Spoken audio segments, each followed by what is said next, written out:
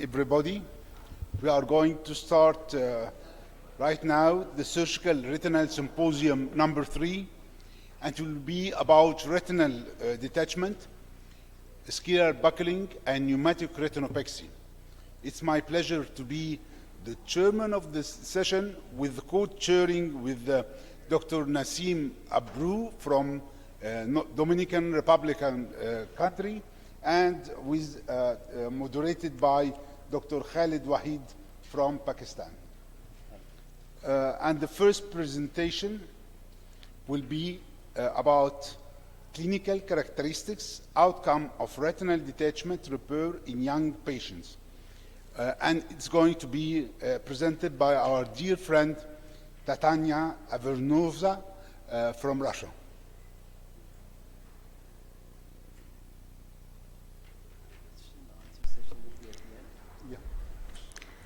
Thank you very much. First of all, I would like to express my gratitude to organizing committee and to Professor Hakan Hussein personally.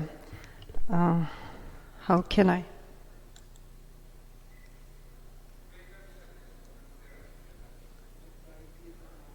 This?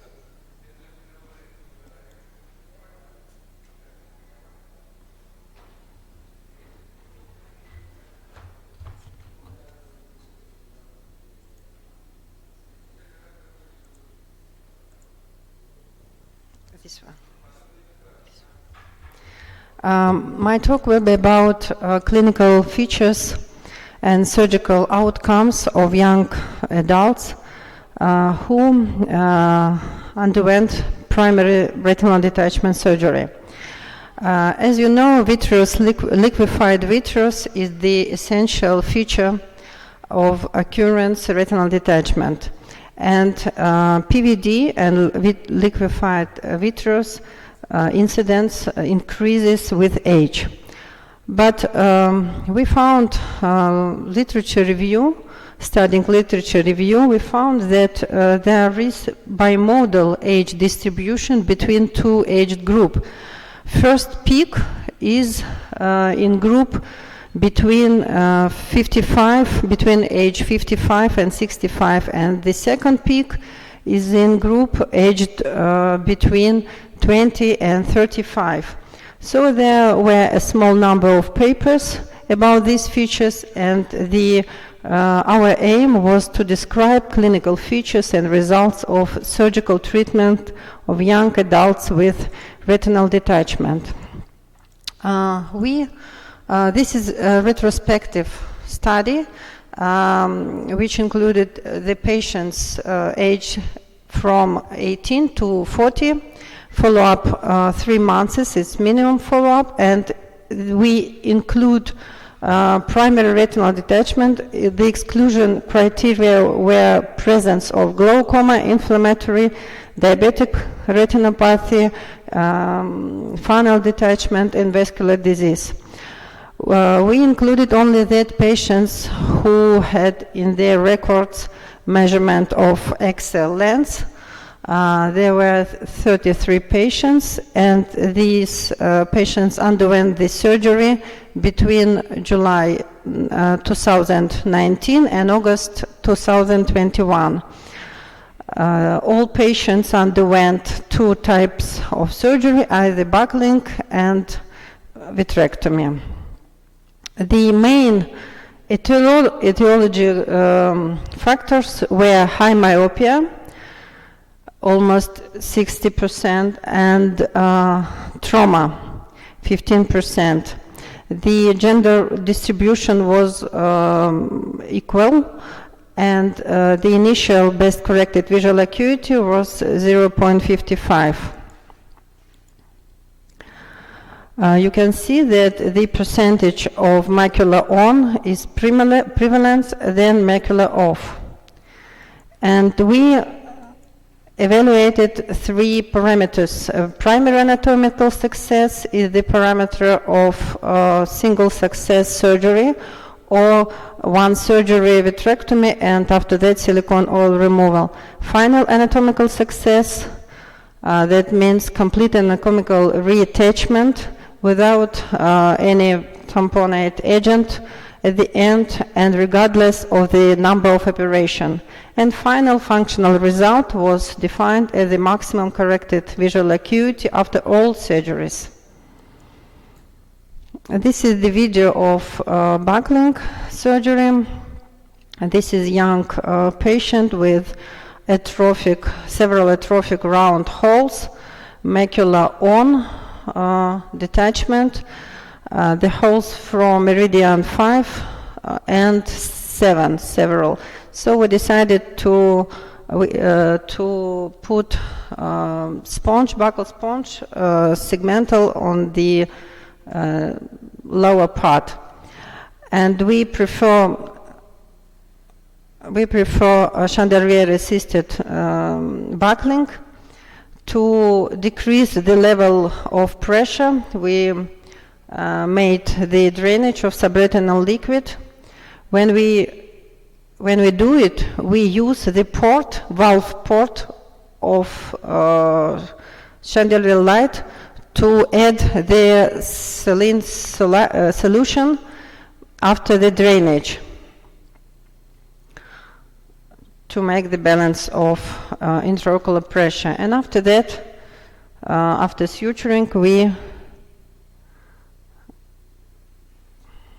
put the sponge.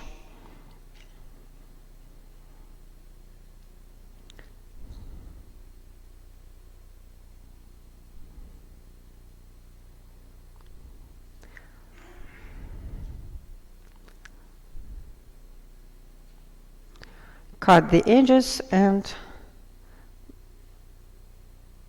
make conjunctival. This is the video of young patient with myopic induced PVD with not giant but not so small horseshoe tears and macula of retinal detachment. This patient we performed vitrectomy. It's just classical steps. To flatten the retina, we put PFCL, and after that, continue with shaving on the periphery and cutting the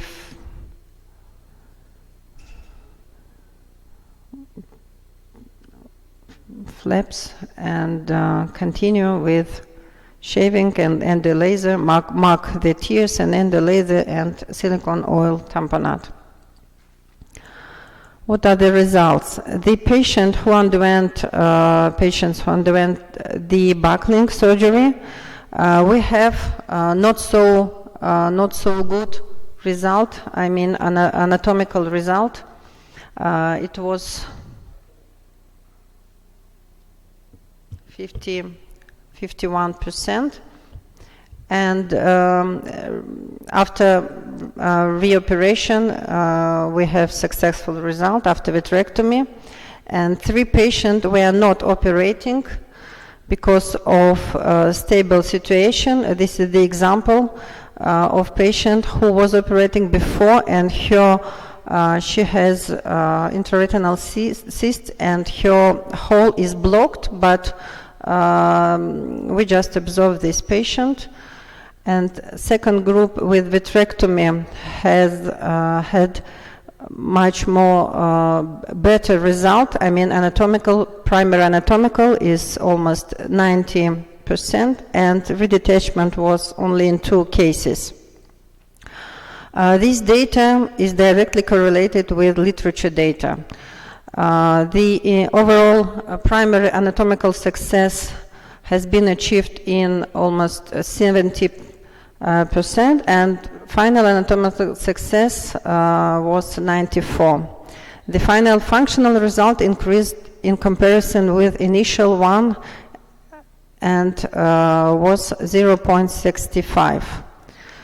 So the clinical features differs in young adults than in those group in older adults. The etiology is dominated by myopia, especially high degree, especially with axial lens more than 26, and ocular trauma. It is not so typical for retinal detachment to spread to the macula. and primary anatomical result, success, is less favorable compared to final. Functional prognosis remains satisfactory. The number of young patients with retinal detachment may increase in future due to increasing the prevalence of myopia. So we need to optimize the diagnostic and surgical approach. Thank you for your attention.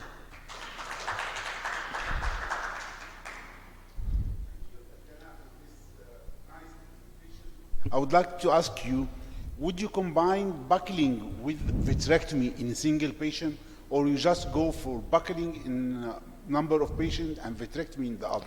We would combine if the patient has PVR C, stage C. If it's B or A, we prefer to choose one type of surgery.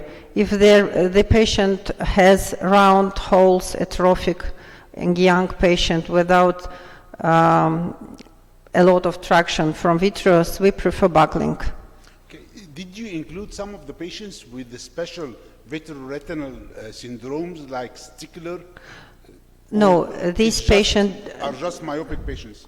Yeah, without any sticular, yeah. Okay, if you have a patient with the sticular syndrome, would you change your mind? I think I would combine. You do combine. I think yes. So the presence of a buckle in young patients with a retinal detachment is mandatory in your practice? Yeah, of course. Okay. Yeah. It's better if you can avoid vitrectomy for young patient. And how, after how many months do you get the silicone away? I mean, when do you remove the silicone from the patient's eye? It's in average, it's 2 months. 2 months. Yeah. Even in the presence of reproliferation, would you remove it? No. If we see the reproliferation, we remove silicone oil, remove the epiretinal tissue, do some manipulation if there is redetachment, and put silicone oil again. Maybe retinotomy in lower part, inferior part, maybe. I have one quick question. Brilliant presentation. I was noticing one of your videos just had one solitary horseshoe tear, and you chose to do vitrectomy in that patient. Wasn't cryo and buckle a better option in a young person?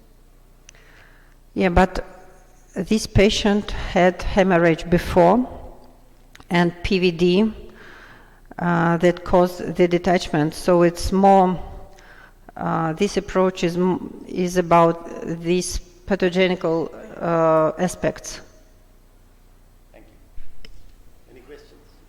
Did you post the video where you applied the spot? Mike, Did you do any cryo on that one? Yeah, but we don't have, that time we did not have the cryo equipment.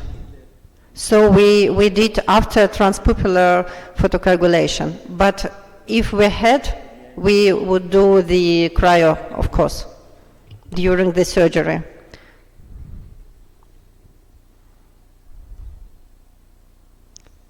Thank you so much. Thank you very much. Our next speaker is going to be Nazrin Abrouch with a lecture of diagnosis and management of uveal effusion syndrome.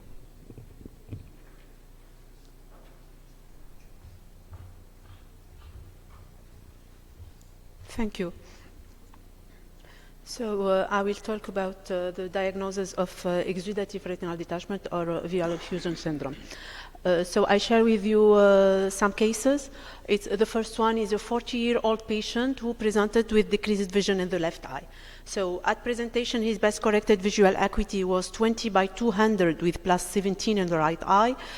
His was counting finger with plus 18 in the left eye. And fundus examination showed a clouded optic disc in both eye and an elevated retinal papillomacular fold in both eye.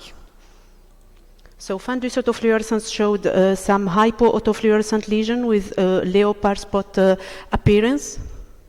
The fluorescein angiography showed crowded optic disc with a foveal avascular zone, dragged foveal avascular zone with multiple hypofluorescent lesion and late staining in the left eye due to serous retinal detachment.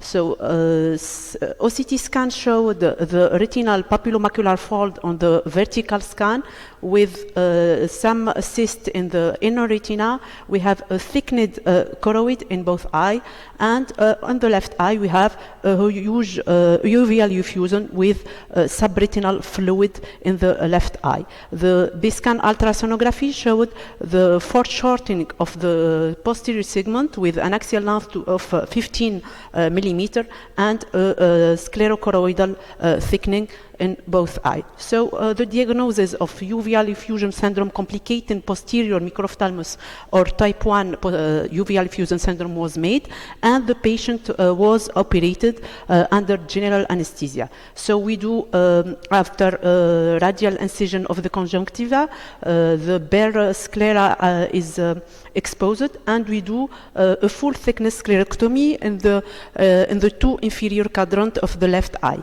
So the sclerotomy is done 6 to 8 millimeter from the lumbus.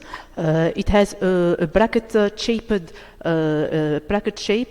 and it has 5 to 6 millimeter in long and 2 to 3 millimeter in wide. We dissect the sclera, and during the surgery we observe that there is a very thick sclera and very rigid sclera. We continue to dissect the sclera until we see the choroid, and here we see that there is an amount of fluid, suprachoroidal fluid, who is drained spontaneously from the dissection. So we do the dissection, the meticulous dissection, and we achieve the choroid, and finally we will suture in the two corners of the rectangle or of the full thickness sclerectomy with suture, loosely suture in the two corners of the rectangle of full thickness sclerectomy. We do the same thing in the other quadrant.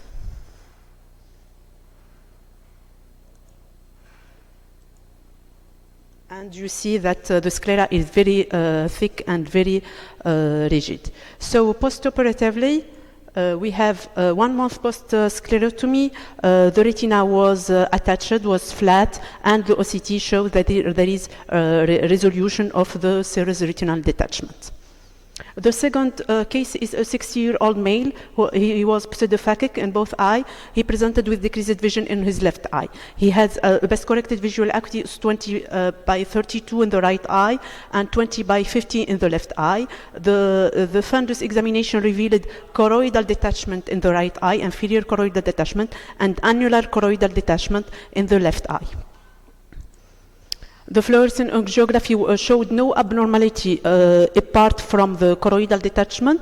The OCT showed a thick choroid in both eyes, and it showed serous retinal detachment in the left eye, which extend to the peripheral, the inferior peripheral retina. There was no tears in the inferior retina.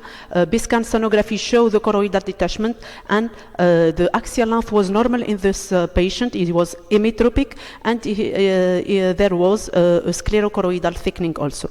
So we made the diagnosis of idiopathic uveal effusion syndrome, and we operated the patient as the same way as the first patient.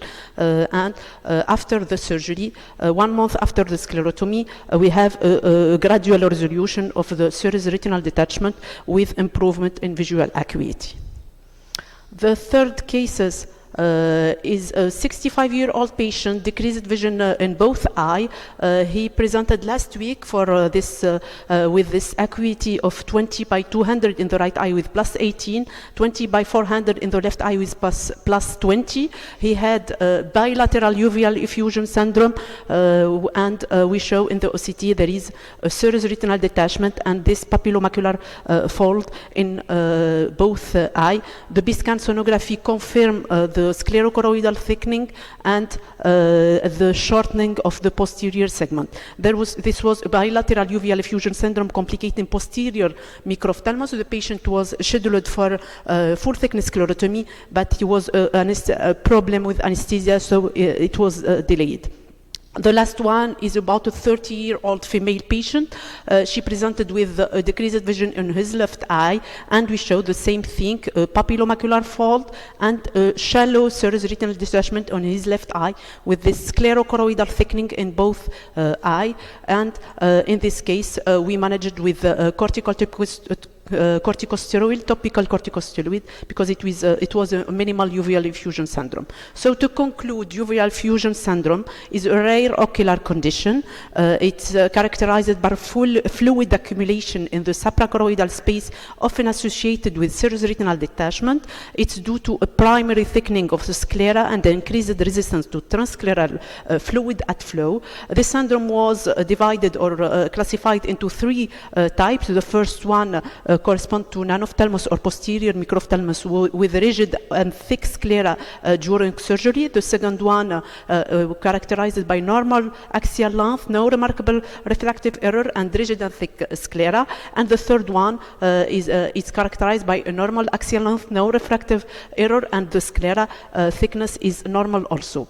So the diagnosis of uveal effusion syndrome remain challenging for ophthalmologists. The clinical feature may mimic various inflammatory and hydrostatic ocular condition, and so the multimodal imaging is useful to make the diagnosis on this condition. And I think full thickness sclerotomy is an effective and safe surgical option.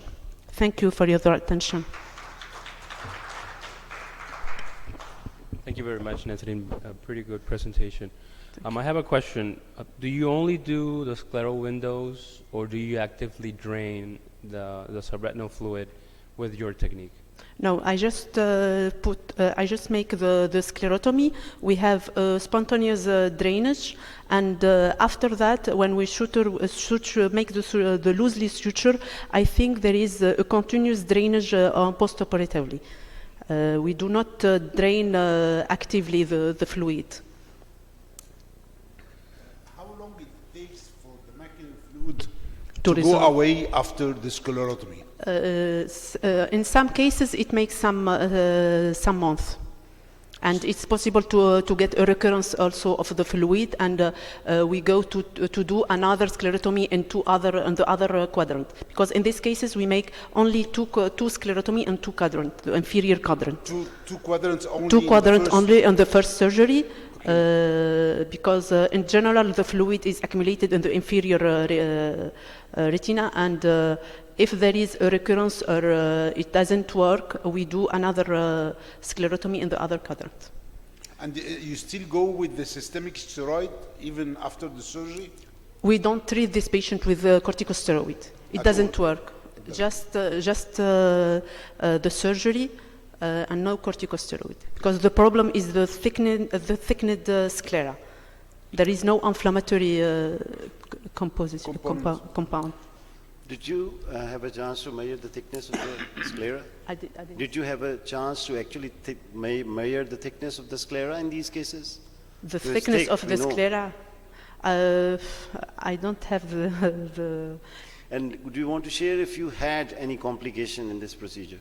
We treated about 6 or 7 eye, no complication. But a possible no effect in 2 patients. There is no effect of the sclerotomy, and we did another sclerotomy, and it works. Thank you very much. Thank you.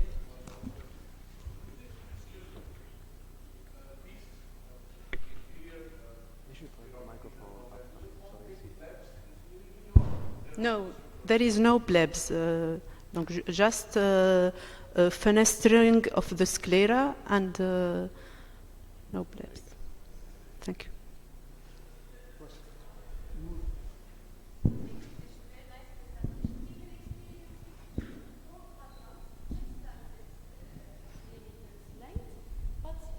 opening a sclerotomy and then opening and dissecting the second part. A partial thickness sclerotomy. There is. So no recurrence occurred as far as a limited series, but by 4 or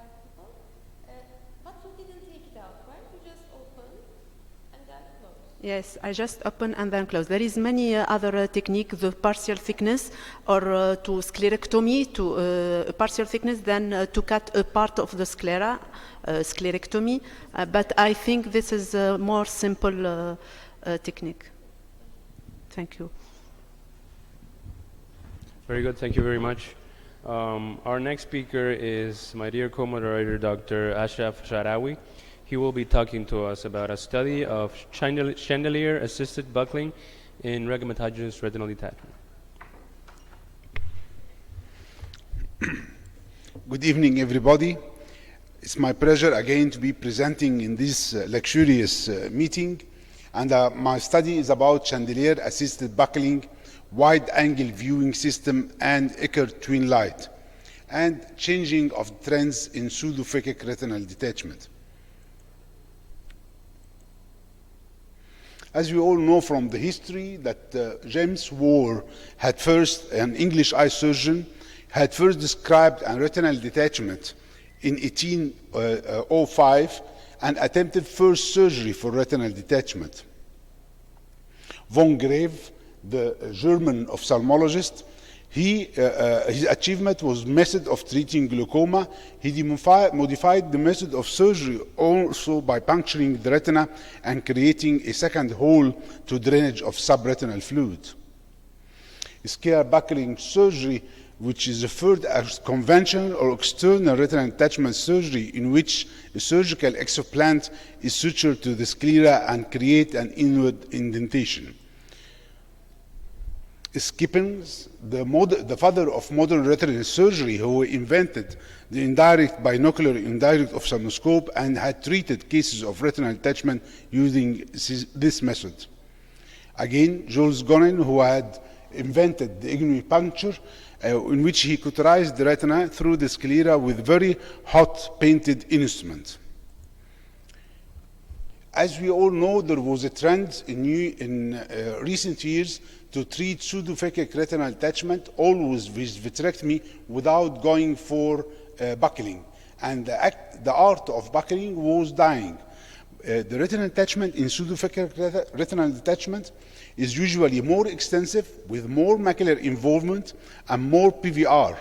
The tears responsible for this pseudophakic retinal detachment are often small and anteriorly placed at the area of the vitreous base. Many studies have shown that pars plana vitrectomy is superior to scleral buckling in pseudophakic retinal detachment. Media opacity and peripheral capsular opacification are more common with more incidence of missed breaks. However, the revival of the chandelier-assisted buckling, which had helped us to overcome all these problems of difficulty in visualization and visualization of the breaks under magnification with very good focus, had revived again the procedure of buckling. There are many advantages over traditional one, such as clear direct retinal images that can be enlarged even with small pupil, easier detection of retinal breaks, wider angle of viewing, better illumination, and ease of the operation for the surgeon. And I will show you some of the cases. This is a pseudophakic retinal detachment, upper temporal macular involvement. And this is like still images of the procedure, cryo or indentation to find the break, cryo over the break, drainage of the subretinal fluid, and scleral buckling. And as you can see in this video, it's very obvious the break, which can be difficulty to be seen with the indirect ophthalmoscope if you are using the indirect because of the posterior capsule opacification and the presence of the IOL.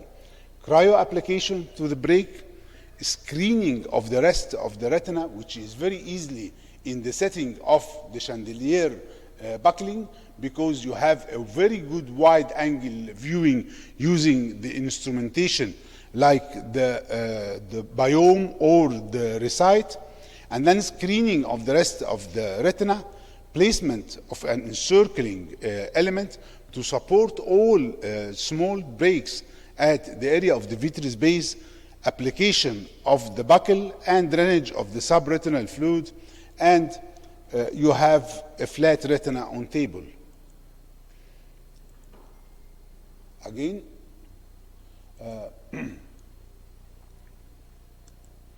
this is the post-operative appearance 1 week following the surgery with the gas still in the upper half of the vitreous cavity, and this was the post-operative appearance 1 month following the surgery with reattachment of the retina. Another case of supratemporal retinal detachment with the macula off. Again, chandelier-assisted buckling, cryo to this flap tear at 12 o'clock, which may be sometimes difficult to visualize using the conventional indirect ophthalmoscope. Placement of an encircling element, drainage of the subretinal fluid, and drainage of the subretinal fluid, and the retina is flat.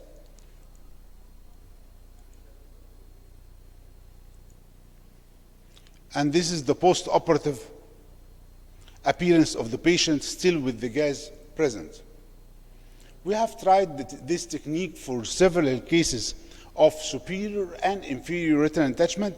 As you can see, this is just a flat tear infratemporal for the patient, and again cryo for the break, very easily visualized and localized, and then placement of radial sponge to the area of the break, drainage of the subretinal fluid, and scale depression, and you see on the spot the effect of the buckling and the post-operative appearance.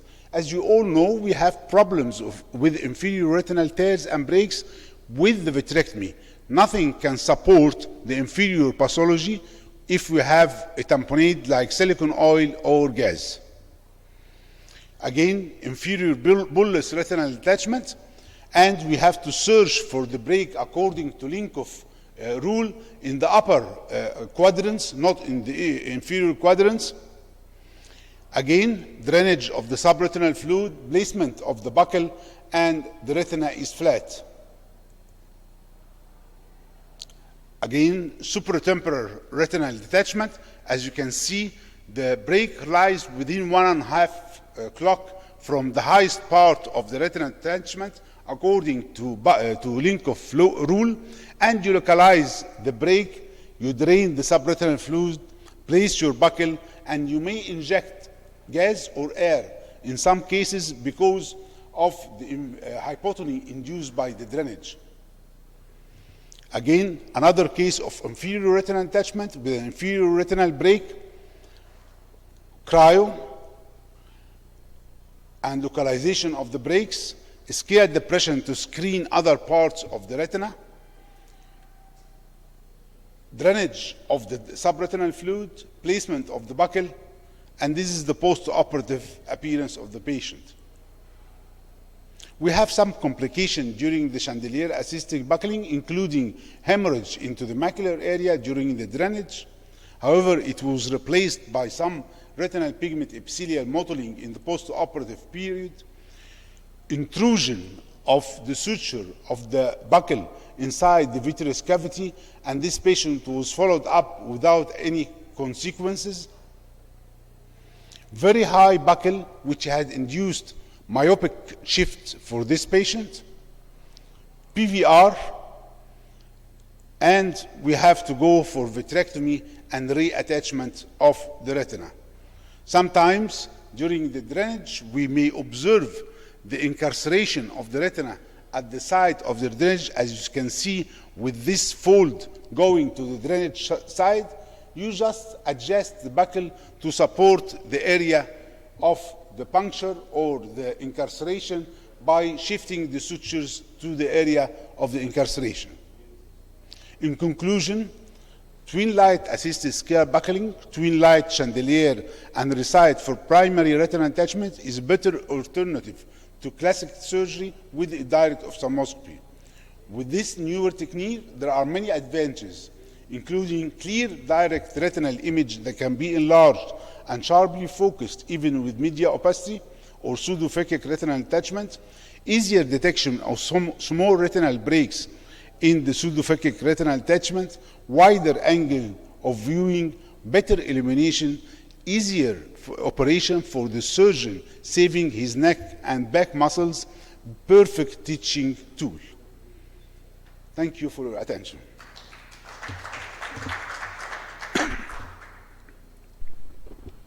Very good presentation, Dr. Sharawi. I have, please go ahead.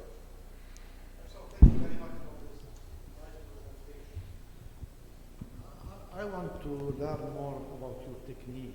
Do you use dual chandeliers or do you use a single one? Where do you decide to put it? If you, for example, in pseudophakic detachment, you don't know where is the hole. Because if the hole sites behind the chandelier might be difficult to detect. So tell me more about it. If you don't know exactly the site of the break, this is one issue. If you know it, you just place it 180 degrees from the side of the break so that it shines the light. What makes life easier is the twin light chandelier because it casts light all over the scene, and by using its clear depression, you can change the direction of the illumination to pass onto the break. On the other hand, if you don't know it, and you found the break, you can change the side of the chandelier during the surgery. If the chandelier casts severe shadowing and casts difficulty in visualization of the break, you can change the side during the surgery. My second question is about draining. I noticed that you drain by doing a sclerotomy and you drain it by pressurizing, put some pressure over the sclera. Have you tried to stick a 30-gauge needle behind the retina under vision and drain? I had tried, but I didn't find a difference. The problem with the drainage is the incidence of subretinal hemorrhage. I mean, we are trying to find out a way that can guarantee that you don't get a subretinal hemorrhage. But actually, with all methods, you are at risk of getting some submacular hemorrhage. But you have to deal with just by increasing the intraocular pressure, positioning of the patient, injection of a gas bubble inside the vitreous cavity to press against the hemorrhage to stop it. Thank you very much. I have a question, Prof. Is this technique limited to pseudophakic patients or you perform it in phakic patients as well? I use it in both, in pseudophakic and phakic. In pseudophakic, it's better because the visibility is better, but still in phakic you can do it. And you don't have a problem in getting cataract because all the time you get to put the chandelier at a point away from the lens, the equator of the lens, and try to get the chandelier out of the globe and close your trocar or cannula if you are going to press or exert excessive scale depression on the globe. Do you get any vitreous incarceration from the point where you enter with your chandelier? Usually you don't get, because you are using 27 gauge puncture, which is very, very tiny to get any incarceration. Excellent. We have another questions in the audience. Yeah, you can use it if the posterior capsule is ruptured, as long as you don't have vitreous in the anterior chamber.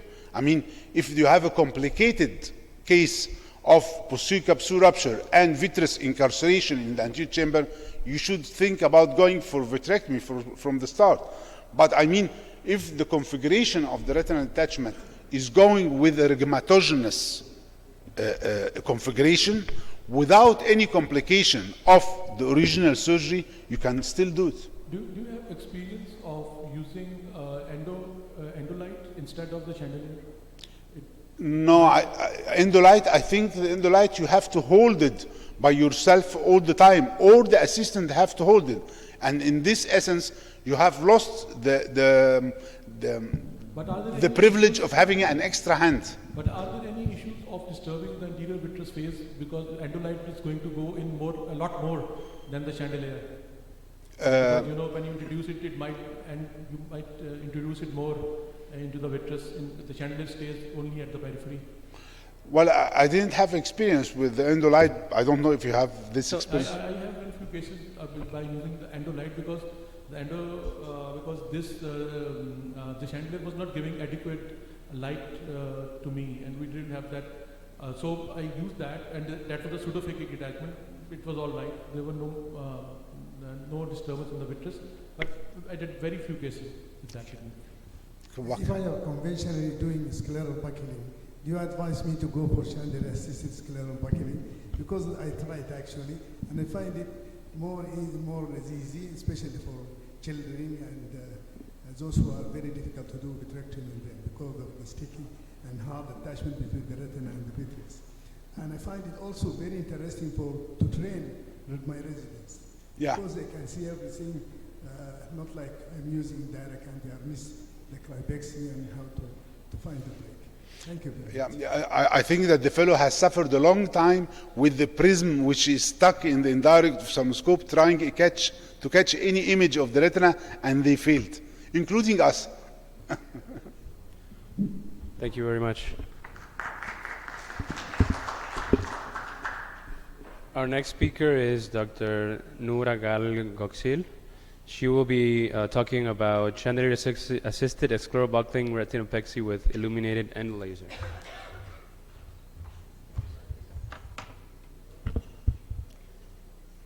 Okay, thank you. It's my pleasure and honor to be here with you. I thank for the kind invitation and for this nice organization. So I will talk about also after Ashraf, related with the same topic. Like this? No. How I will go forward?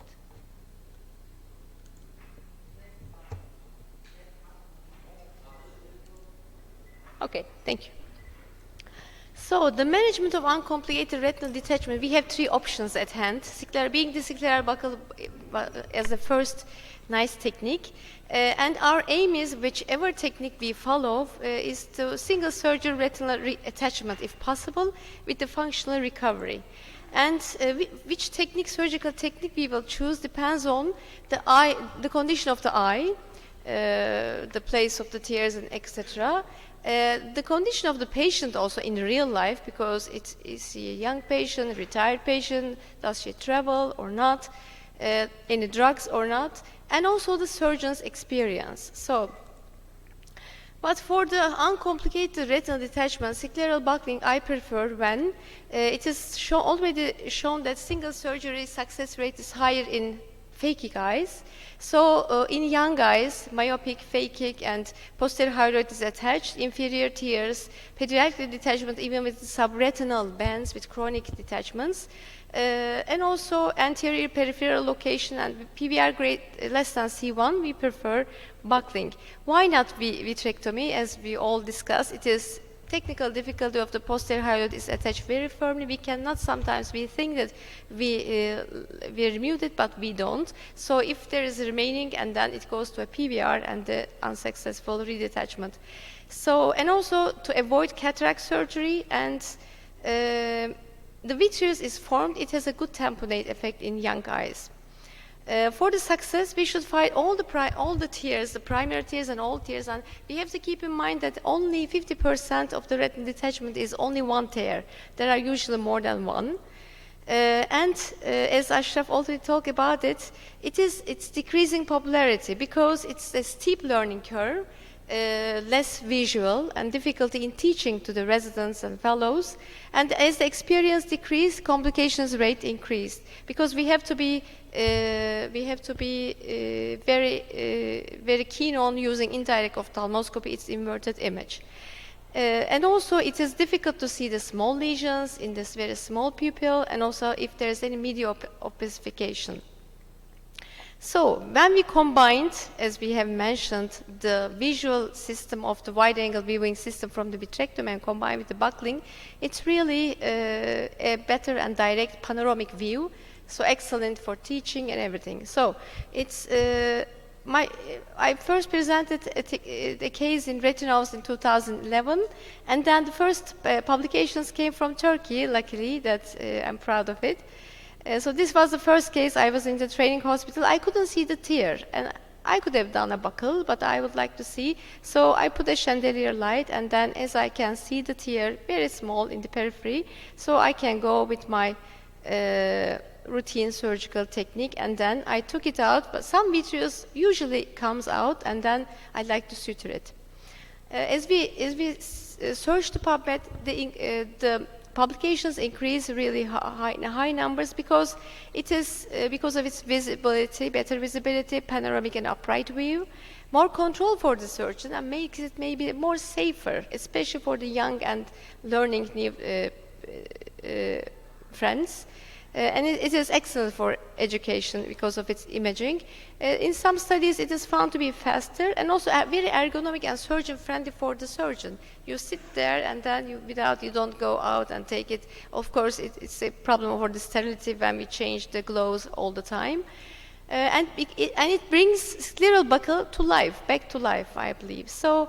Especially undetectable retinal breaks, small tears, not fully dilated pupil, and there's a medial opacity, we can pick that technique. So what about the steps? We should have a buckling plan. Sometimes, as Dr. Ayman asked a very nice question, we don't see the tears, but we should always think about the rules, like the link of rules, as we have to design the shape of the detachment, then we can have a high probability of where are the tears actually. So we have a buckling, we should have a buckling plan. We should see the patient, I'm talking for the young patients, young surgeons especially, and we should fix the encircling band first without any maneuver of the eye with the chandelier, and then view the retina. What about the tears? We can see the tears, and then buckling plan is okay, we are good with it, we continue. And about the drainage side, where to make the drainage. And then we place the chandelier at least 90 degrees away, and then we should see that we will be seeing it in a better way. And with a valve trocar is the best, because we just get in, get out with the chandelier, at least with the single one. Or not, we have a possibility of touching the lens during the maneuvers, during the cryo, during the drainage, something.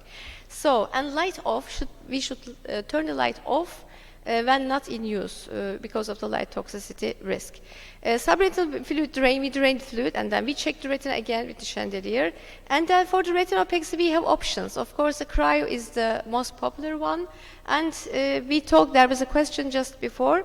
We can use an illuminated endo laser, as I will be showing a video, or a transcecular diode laser, or we can do the laser post-operatively with argon laser. It's also an option, not with the young patients, of course. Check the retina, remove the chandelier light, remove any vitreous leak, and usually there is vitreous leak, and suture and close the eye.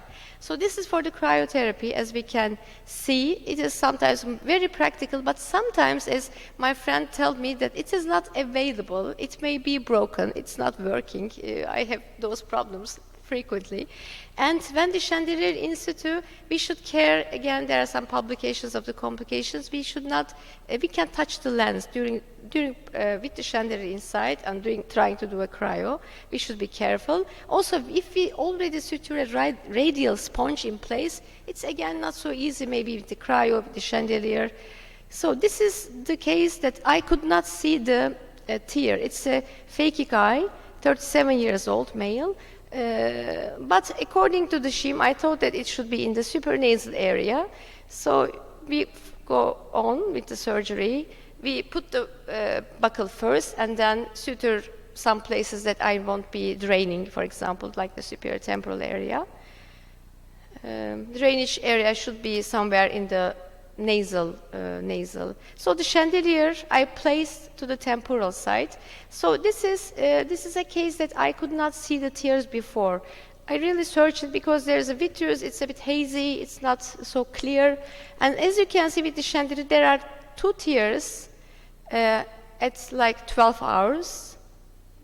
And then it's a bit fast video, I go back. As you can see here, very, very clear, very small. 2 tears, 1 hour apart in the superior and 1 more in the nasal. So, and the nasal side was more detached. So I go out. That is detach mostly in the nasal area. So I go with the illuminated in the laser now. In the phakic eye, but a curved probe, you can go very slowly. This is a fast video. And the surgeon sees really as you go on with the vitrectomy, regular vitrectomy, you do your laser. This is not the real time, actually it's a bit fast. And then I checked all the tears that, and the thing is, when you indent, self-indent, you can, all the fluid goes posteriorly, and then with the indentation, the laser break, you can laser it very well. So this is done before the drainage, for example, for the peripheral tears. I drain with the with the needle, but everybody, I think ciliary buckle is a kind of art. I have no complications, but I never press the drainage side. I just go back, lift the eye, and all the posterior fluid drains by itself.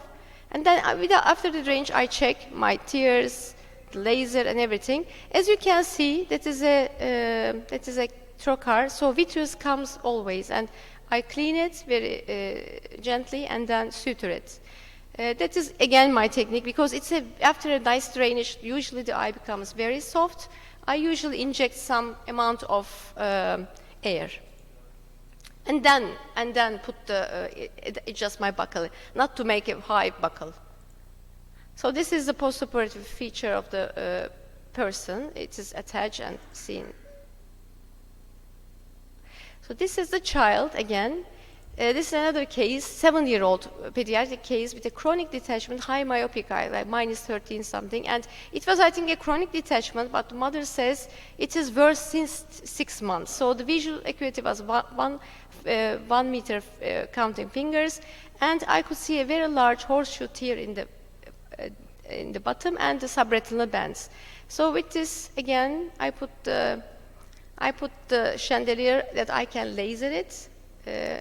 Temporal area is a nice one, but the upper tears and the temporal tears, the nasal side is a nice place to put the chandelier. So I go, you can see the subretinal bands. I put a radial sponge, check its place, look with the chandelier that it is okay, and then suture, because it could cause a fish mouthing problem later on. It was a big tear.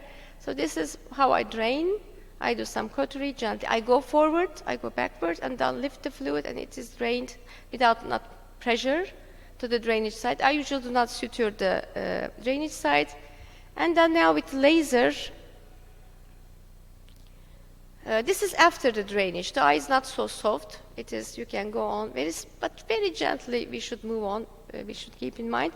This is an option. This is not a recommendation.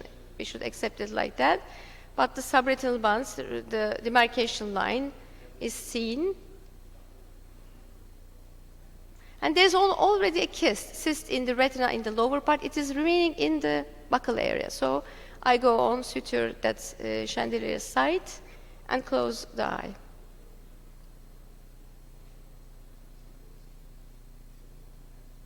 Again, not to put a very high buccal. I like the eye to make a normal tonus to adjust the buccal. So this is the postoperative feature. It is attached even 2-3 days ago, and then the visual acuity increased to 0.1. It is detached even with the subretinal bands, the chronic detachment in the pediatric eye. Just before vitrectomy, I think scleral buckling is a very nice option.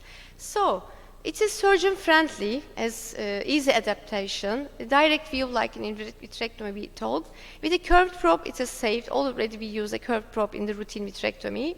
In the peripheral tear, it is efficiently done before drainage with indentation, but also with very buildus ones. After the drainage, we can do that. And this may increase the indication to do a chandelier assisted scleric buckling surgery with more posterior tears. We can keep this in mind. Just if the eye is situated suitable for a buckling, it is discussable, of course. But with this at hand, we can do it. And even there's I saw a case report from Yanuzzi et al. They did the buckling, chandelier assisted, and then they realized a posterior tear in that case, and they went with the laser. They did the same and go back. So, but we should be careful, of course. We move very slowly and gently. We are in the vitreous, and careful maneuvers, avoiding the lens again. But of course, it is limited experience with an additional cost. Also, with the chandelier-assisted buckling, we should keep in mind about the additional sclerotomy of the endophthalmitis risk. Maybe I like the suture all of the entrance. That's my reason. And valve trocar, we talked about it. As a conclusion, current use of chandelier illumination for scleral buckling, providing better visibility, makes the education of this technique easier and increases the use of buckling in appropriate cases, which is very important, I believe.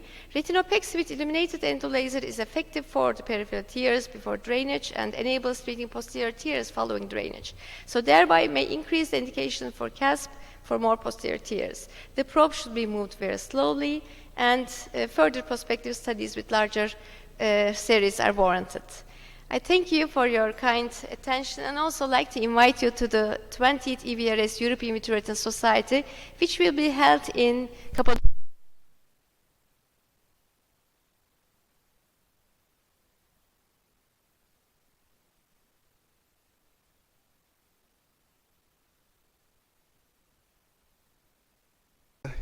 Now it is really forgotten art.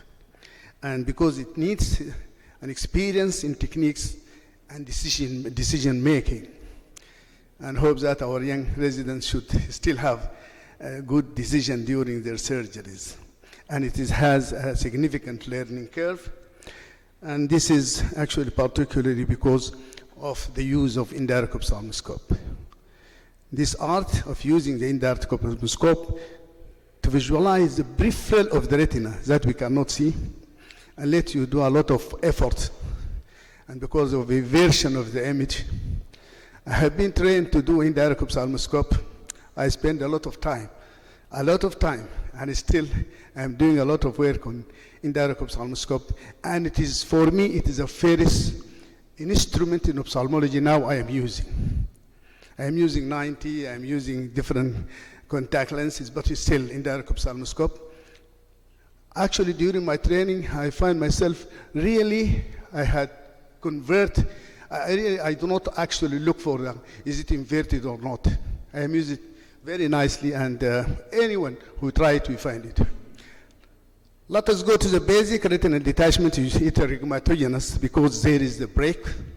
But the most essential part is, by definition, actually, retinal detachment is described as separation of the neurosensory retina and the retinal pigment epithelium. Rigmatogenous because of the rigma, which is a break, but still, I think, acute posterior vitreous detachment has an important role in this detachment. Because many people have retinal break and they are wandering about without any symptoms. But as usual, as they reach the age of 30, 35, and 40, they have the posterior vitreous detachment because of liquefaction of the vitreous and the lacunae. And as the fluid actually reaches the break and it's open the break, the fluid will go behind the retina and will lead to rigmatogenous retinal detachment. Jonian, actually, Julius Jonian, actually I think he's one of the famous physician because he had realized that the break is not the consequence of the retinal detachment. It is the cause of the detachment. And this is actually a genius idea. And till now, we are in the principle of retinal detachment. We have to localize the break, you seal it, and you buckle it, and the fluid will come. This is Prof. Lankoff of United States of America. Actually, he's still alive. He's now more than 95 years old in New York, and he had a contribution, a lot of work. Mr. Ingrid from Germany, she worked as a fellow with Lankoff, and here I had I invited her in Khartoum, actually Sudan, and we did the 96 actually course of retinal detachment, scleral buccal detachment.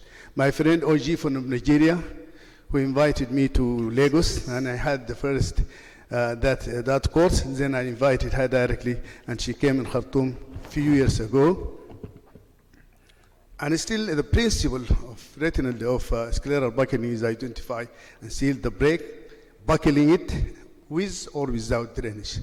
Most of the time now we are not doing any drainage, we are just doing it. As I told you just now, the sealing of the break is the main principle of retinal detachment, scleral buckling. Especially you have to do the indentation method to see the periphery of the retina where the pathology most of the time is hiding there. With using indirect ophthalmoscope, with a good illumination, even you can overcome some obstacles and opacities. Even in pseudophakic detachment, you can easily find the break with indentation. So we use the muscles, we use to identify the break. We have the anatomy, external scleral surface anatomy. We sometimes drain and we put our buckling, which is a band, silicone band or a sponge. And this is why it is how to make decision all the time to see the best for your patient and for you. It is very nice to mention these rules. Everybody will know how to, not to expend a lot of time in localizing the break and to identifying the break. We are following this rule till now. I think it was done first with Lenkoff in 1966 or 67, and it is still working very nice. And this is how to learn how to use the colors, how to spend a lot of time pre-operatively for our residents to find the break, and this will give you a good time during surgery to have a good success of reattaching the machine. Cryopexy is fine. You can do it with using indirect ophthalmoscope till now. And this is how the break looks after and before. In the fresh, and you have this reaction, and this is in the old cryopexy. You can see it sealed using bands of different numbers, 200, and we use also encircling band, radial or circumferential. This is how to make the drainage, not or without, with or without drainage. This is a third principle, but it is not essential in all cases. This is, I want also to share our anatomical and functional outcome of scleral buckling in my hospital. That was done by one of the fellows of my residents in calendar year 2014. We have, for 1 year calendar, about 52 eyes of fresh rheumatogenious retinal detachment who complete about 3 months following scleral buckling, and all cases were operated by one surgeon, by me, in one hospital in Khartoum, Sudan. Distribution male are most of the time are about 80%, whereas 20 are females. And this is actually how a patient present symptomatic presentation. Most of them, they come late with loss of vision. About 10%, they come with floaters. And we think it is better actually to increase the awareness of our patient to complain first and to have a good success. And with this 10%, we can do a pneumocryopexy, whatever the condition. And here after, they come also late, about 25%, they come after a few months. Only about 70%, 50% they come within the first week. They have no compliance at all sometimes. This is the causes, trauma and high myopia, and past history of ocular surgery like pseudophakic and others. This is a grade. Most of the time we are doing for A and B, and very few for C. We have a success rate, anatomical success, in the first surgery in 92%, and 70% they have pre-detachment. And after review, we can review actually of the scleral buckling. I reviewing one case that increased my success to about 94%, and I did for 3 cases conventional posterior vitrectomy with silicone oil. This kind of buckling, I think it is not so high, but the reasonable break. But now I am doing it for a large breaks like this. No doubt this will take a lot of time before I go for scleral buckling, but I did it, and I have a good, you see I am doing laser after that, because in such large break, avoid to do cryopexy to increase. So still, the home it is safer, it is faster, and it is cheaper, especially for people like in Africa who are not getting. This is a short video. I'm not. It takes only. You see, it takes me about 40 minutes to at least 60 minutes to do it. I want to get it fast here, please. It's just like that. It's just not a complete peritomy. This sector, then I did my cryopexy, and I put this sponge, and it is over. And it has very good success rate. Sorry.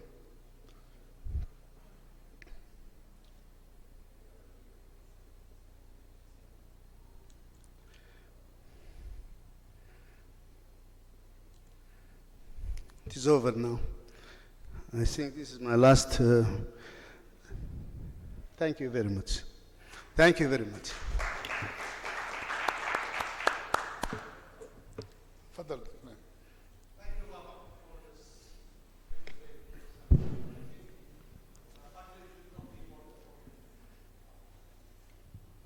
Should not be affordable. I was lucky to start my retina training when buckling was the primary procedure for retinal detachment.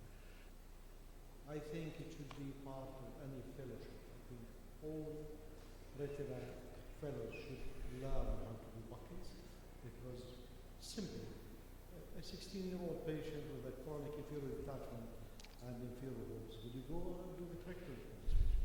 I think it's a crime. A vitrectomy for such a young patient, and he will end up with capital. Just a simple procedure, standard buckling, he will be cured within a week. So thank you very much for raising such a very important topic. Thank you. Thank you, my boss, Dr. Raymond. I'm very proud to be here, and you are just sitting in front of me. I have learned a lot of you, and from many, actually, surgeons from Syria, and from Jordan, and from Arabic world. I'm very glad to see also scleral buckling. It is not forgotten because it is coming back by this chandelier assisted. We are trying it, and we find it a little bit easier, and we hope we can have more experience to shift, not to shift actually, but at least to have another options to do scleral buckling with a chandelier assisted scleral buckling. Thank you very much. Thank you. Our last speaker of the session is going to be my good friend Dr. Jorge Rocha, and he will be talking about new insights in PVR.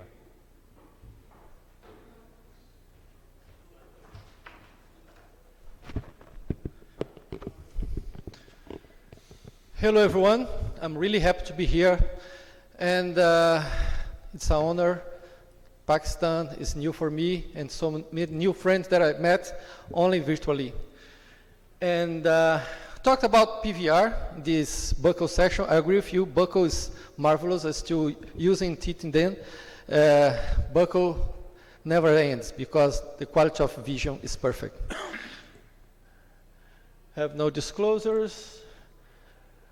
I have to say that this guy, I have to thank this great man because he put 35 countries, more than 50 speakers, and Pakistan is now in the middle of ophthalmology of the world.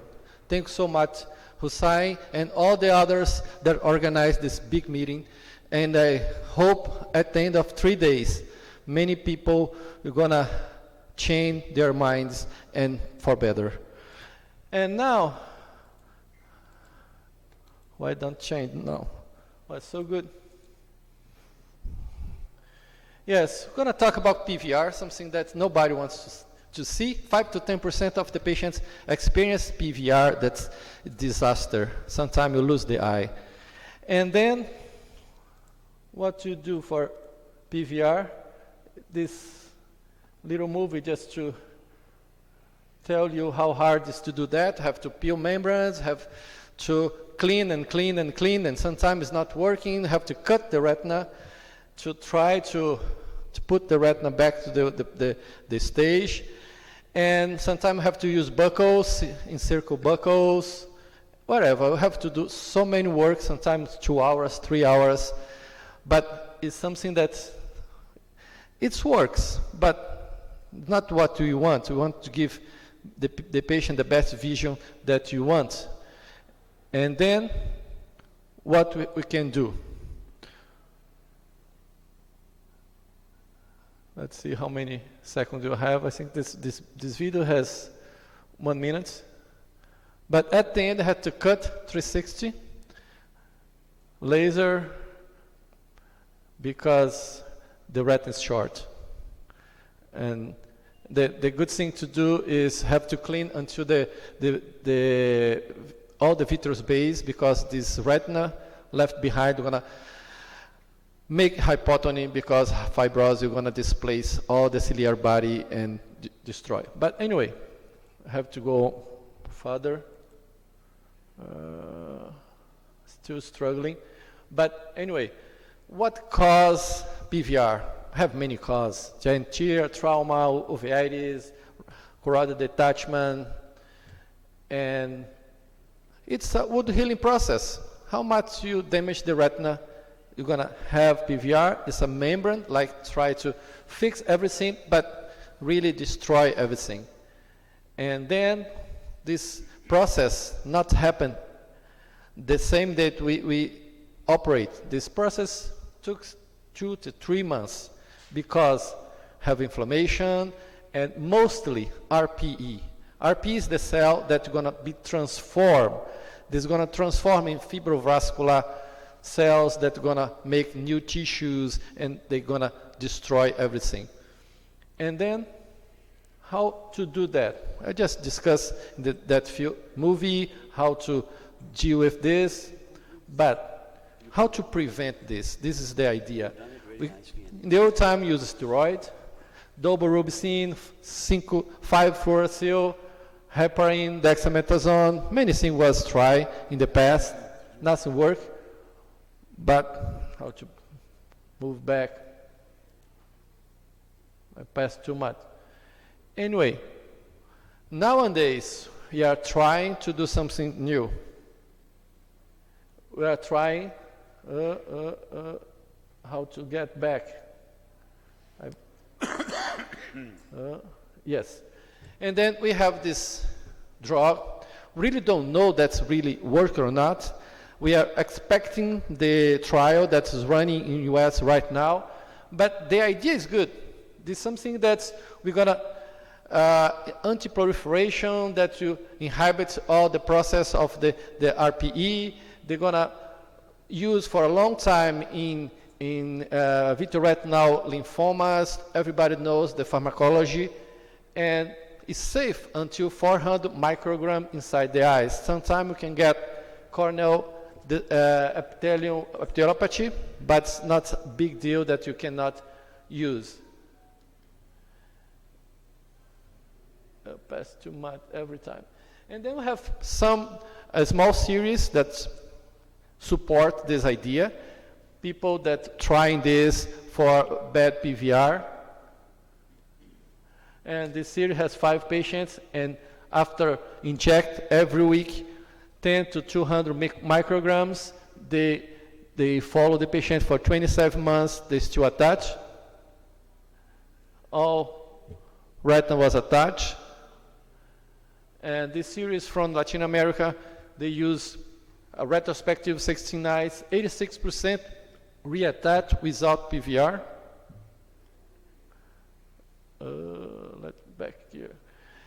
And no.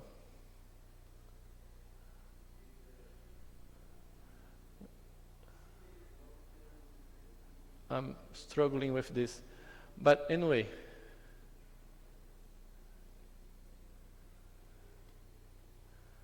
Has the GUARD trial. This GUARD trial we are expecting, they're using 13 injections every week after the surgery, compared with the sham.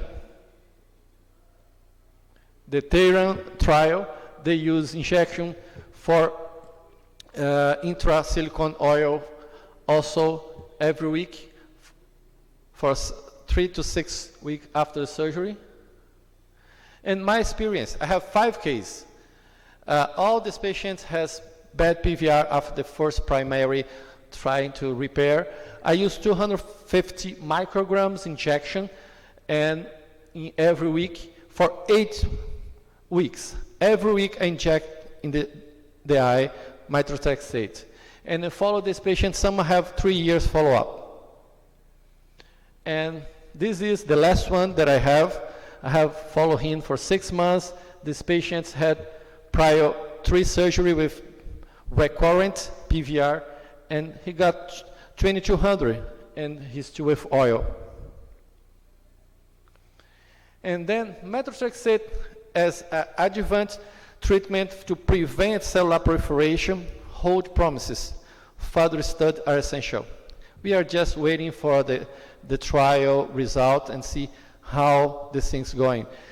Apparently, they work well. I don't have any side effects, and all my patients reattach with no PVR.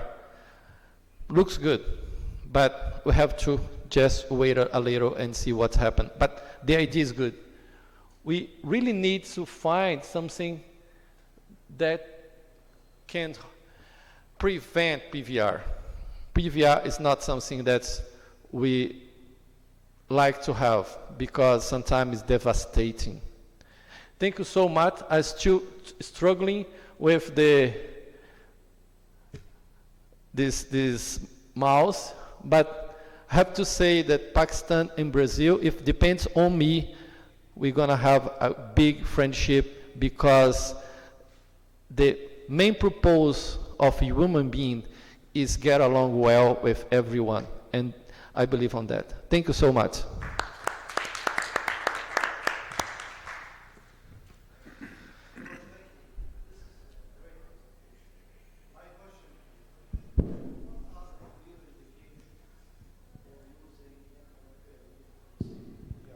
You know, PVR is a wide subject. The staging of PVR, how many segments of the retina are involved, when to start using it. What are the clear criteria? For me, my protocol, I use only if you have recurrence PVR. I mean, I operate 1 time, 2nd time, in the 3rd time, if it still have PVR, I use. I don't use in the primarily, I don't use in the 2nd surgery, I use in the 3rd surgery. Do you use it immediately for fear of recurrence, or do you wait for the PVR to start? No, if the patient has 2 previous surgery with PVR, in the third surgery, I'm gonna inject at the end of the surgery, and after that, every week. The idea is to try to prevent the transformation of the RPE. And this process took 2 months, sometimes 3 months. And then we have to inject every week. I tried previously in a protocol only inject at the end of the surgery, was really bad. All the patients had reproliferation and nothing happened. But when I start to use every week for 2 months, the patient got much better. And then I believe that if you think these patients is predisposed to reproliferation, you have to start at the end of the surgery and keep injecting. Because if the patient has PVR, doesn't work. The idea is to prevent the RPE transformation. And then we have to keep inject many times before these things happen. That's very clear. Thank you, George. Thank you very much for this information, and hopefully this will be the thing for future for all of us. Obviously, you mentioned that most of these injections are going into silicone oil. So does that make silicone oil emulsify a bit sooner, or any change in the silicone oil you've noticed? Any change. I inject inside the silicone oil. When you inject, you're going to be a bubble. And then after 3 days, this bubble disappears just because they mix with the fluid that's the fluid underneath the bubble, but doesn't change. I have patients with more than 6 months silicone oil, no change in the oil, nothing. Still transparency is still with no any other problem.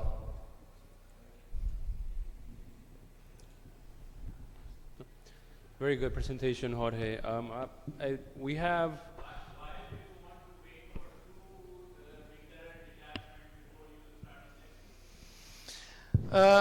Just because I just thinking the first time you don't think that you're gonna have a bad PVR. If you have some PVR, just clean it up.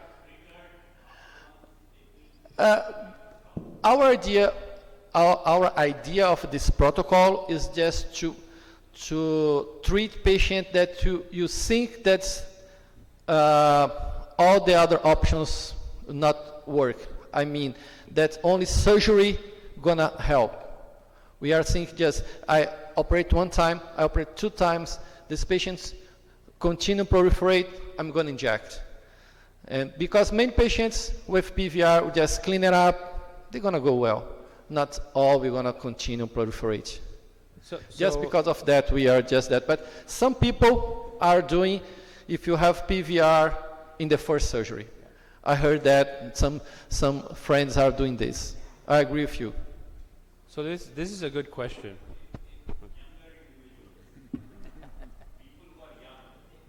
Pardon? I can.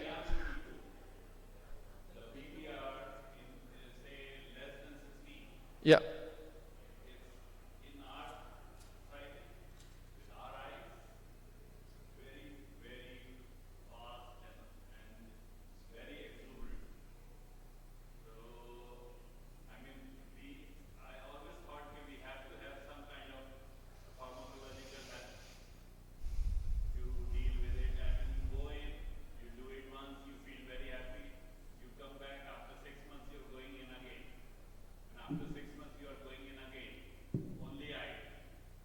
I think in this situation, I'm gonna inject at first. I agree with you, but I just has shown you my protocol, and just we are doing that. But I agree that if you feel that the PVR is gonna be bad and continue proliferation, I can inject at first surgery, in the primary surgery. So I wanted to make a comment on that note. I think it's a very important question that he's asking. I think that mostly the problem is that we don't have the correct data to know when to start injecting methotrexate and what scheme of injections are we going to do, because all the data that we have now are different ideas from different groups that are doing something to see if we find anything that helps us. I think that eventually we are going to need injections on primary cases where we already have PVR, and I think that this will make a change. But we need to know what would be the protocol of injections. How many injections are we going to do? Is it necessary to inject a lot in the first surgery or less in the first surgery because we can remove everything, and then it could change the protocol if the patient eventually redetach.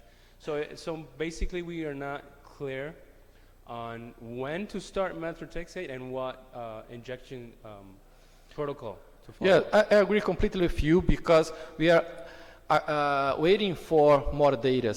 We are waiting for the trial, and all we have now are a series of cases that people are trying, and we are seeing good result, but we are not sure that the good result was caused by the methotrexate.